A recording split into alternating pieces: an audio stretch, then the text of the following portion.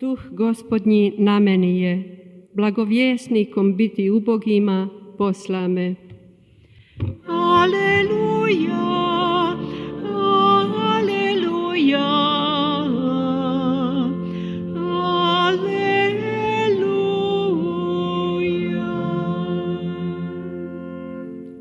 Gospodin s vama. I s duhom tvojim.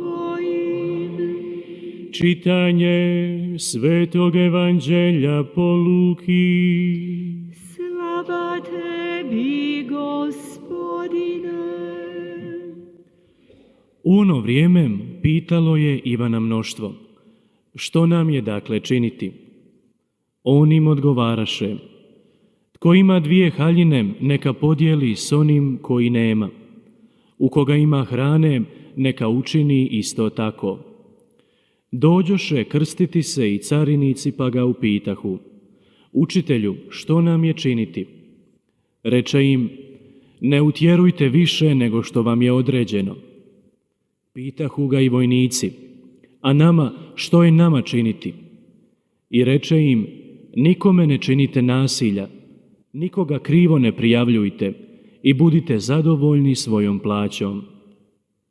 Narod bijaše u iščekivanju i svi se u srcu pitahu o Ivanu, nije li on možda Krist. Zato im Ivan svima reče: ja vas istina vodom krstim, ali dolazi jači od mene. Ja nisam dostojan odriješiti mu remenje na obući. On će vas krstiti Duhom Svetim i ognjem. U ruci mu vijača da pročisti gumno svoje i sabere žito u svoju žitnicu, a pljevu će spaliti ognjem neugasivim. I mnogim je drugim pobudama Ivan narodu navješćivao evanđelje. Riječ Gospodnja. Slava tebi, Kriste.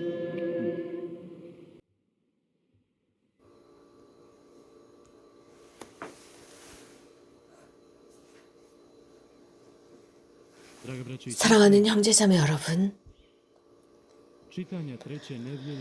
대림 3주 말씀은 기쁨을 언급하고 있습니다. 즐거움을 언급하고 있습니다.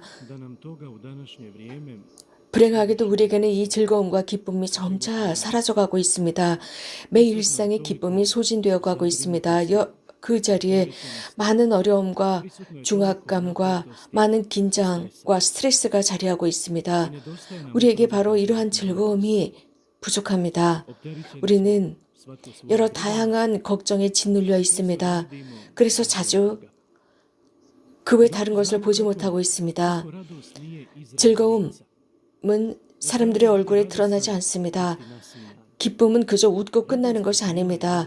이 즐거움과 기쁨은 삶의 한 위치입니다. 삶의 위치로서 이러한 기쁨과 즐거움은 우리들의 구원으로부터 오는 요소들입니다. 주님께서는 우리들의 죄와 죽음을 이기셨다는 사실을 우리 모두가 잘 알고 있습니다. 그분은 부활하셨습니다. 그렇기 때문에 바로 이러한 이 사실이 우리에게 기쁨이 되어야 합니다. 내가 구원받았다는 기쁨과 즐거움입니다. 그래서 그 어떤 것도, 그 어떤 고통이나 질병이나 배고픔이나 죽음이나 십자가도 염려도 나를 여기서 흔들지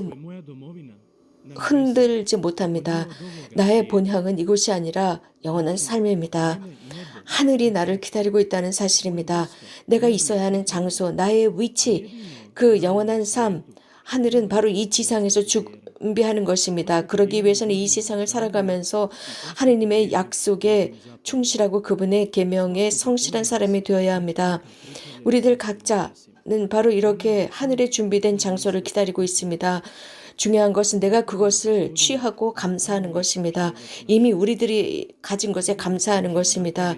우리가 할 수 있는 유일한 것은 우리가 하느님으로부터, 하느님의 나라로부터 멀어지지 말아야 합니다. 그분께서 준비하신 그것을 놓치지 말아야 합니다. 그러나 이러한 모든 것은 우리들이 잘해서가 아닙니다. 그분께서 무상으로 주시는 것입니다. 이 세상은 하느님의 나라에 비하면 아무것도 아닙니다.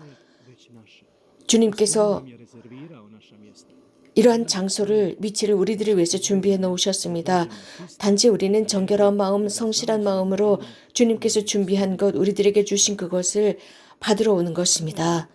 또한 오늘 복음에서 vidimo kako mnoštvo dolazi 군중이 세리자 요한을 찾아왔습니다. 세리들이나 군중들이 찾아와서 무엇을 해야 하는지 묻습니다. 그러자 요한은 이렇게 말합니다. 그들 각자에게 ovisno o njihovu staležu i o njihovim 자신들의 사회적인 위치나 마음, 그들의 죄의 상태에 na koje su skloni. 따라서 Na početku, 사람들을 먼저 가르칩니다. 그리고 suživotu 상호 사랑을 가르칩니다. 형제를 가르칩니다. 여기에서 강조하는 것은 i sretan 어떻게 하면 행복해지는지 sjedi tko je gladan. 가르치고 있습니다. Kako možeš biti zaogrnut u toplome, 그래서 miran, 배고픈 사람, pokraj tebe drhti 옷을 2벌 가진 사람은 못 가진 이에게 나누어주고 먹을 것을 가진 사람도 그렇게 하라고 합니다. 그래서 가장 작은 것에서부터 구체적인 것에서부터 시작하라 가르칩니다. 즉 우리들이 날마다 일상에서 가르치라 시작해라 하는 것입니다. 우리들이 삶에는 위대한 사건에서부터 시작하는 것이 아니라 이 위대한 사건들도 아주 자잘한 일상의 사건들로 시작이 됩니다. 예수님께서 또 우리들에게 작은 사람들이 되라고 했습니다. 하지만 우리가 보는 것은 이러한 작은 것들을 우리들은 자주 회피합니다. 우리들의 삶의 일상이나 임무나 기도나 인간관계나 특히 하느님과 사람들 사이에서의 관계 속에서 작은 것들을 보면 우리들은 패소해버립니다. 그리고 어리석은 것이라고 생각하면서 더 큰 것만을 봅니다. na naše ukućane, koliko na sebe, koliko na Gospodina. 그래서 주님을 생각하지 않고 우리 자신들 안으로 파고들어 버립니다. 그러다 보면 여기에는 또 세리들이 찾아옵니다. 그래서 세리들에게 요한은 정해진 것 이상을 요구하지 말라고 합니다. 세리들은 매우 약삭발랐고 Zna tu napast prikupljanja sebi. Krađu 그들은 ljudi 늘 착취하고 있었기 때문에 세리자 요한은 그들을 꿰뚫어 보고 그들이 무엇을 해야 하는지 분명하게 말하고 있습니다. 그리고 마지막으로 군사들이 요한을 찾아옵니다. koriste svoj 그래서 아무도 강탈하거나 갈취하지 말고 너희 봉급으로 만족하라고 가르칩니다. pozvani i da ne budu podmitljivi, nego da budu na 그래서 사람들로부터 강탈과 갈취를 하지 말고 오히려 그들을 보호하라는 말씀을 세례자 요한은 하고 있습니다. 형제자매 여러분, 만약 예수님께서 현대 우리들에게 무엇을 해야 하는지 말씀하셨다면 우리들은 어떻게 행동했을까요? 우리는 주님께 물어야 합니다. 주님, 제가 무엇을 해야 합니까? 라고 청해야 합니다.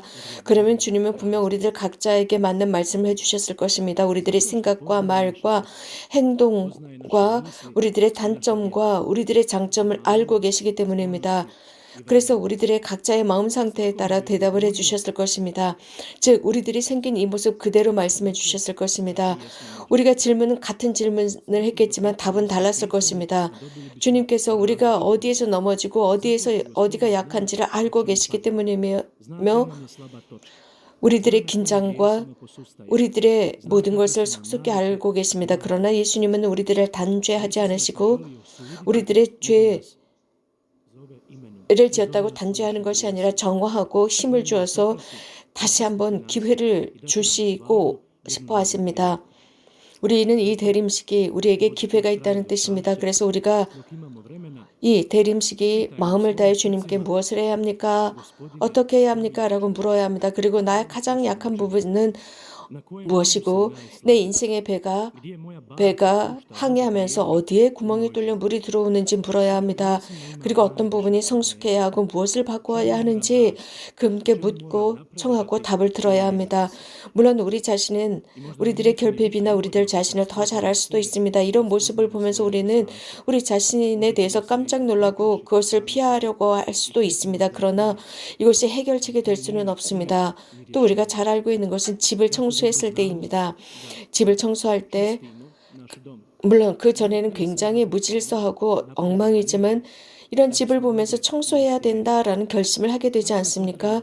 그래서 우리들의 삶의 무질서가 무엇인지를 잘 정리하고 청소하기 시작하는 것과 같습니다.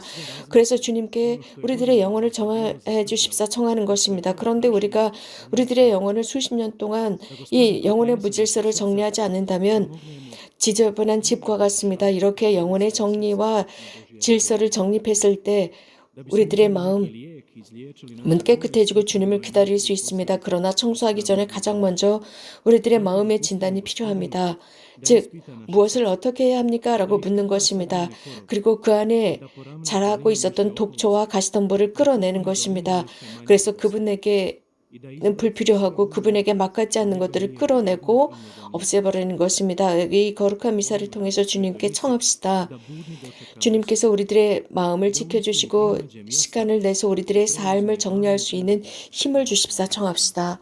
아멘.